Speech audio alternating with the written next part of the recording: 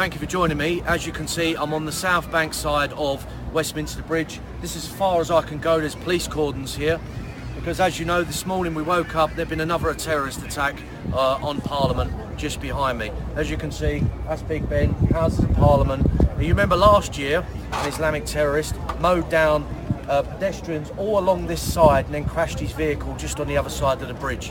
This morning there was a similar attack on pedestrians who were just on the side of the road, cyclists and so on. You've seen the pictures, they're horrific. This is just another terror attack on our capital city.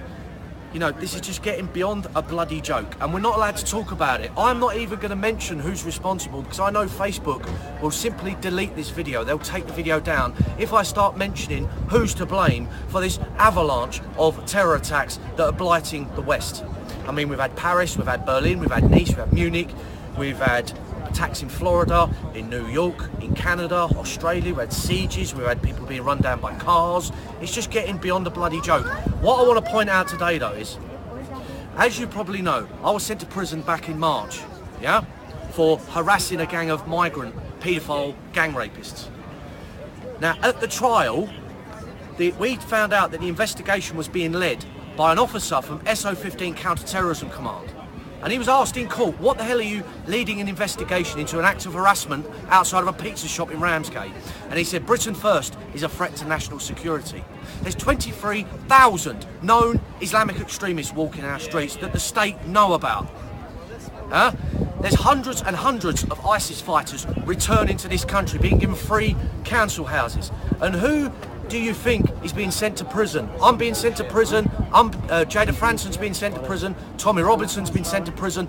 We're the ones who are being investigated and harassed by SO15 Counter-Terrorism Command. When I left prison a few months ago, I was met at the gate by 2 carloads of SO15 Counter-Terrorism Command officers in plain clothes. And I said to them now, on the travel back down to London, they acted literally like a taxi service for us.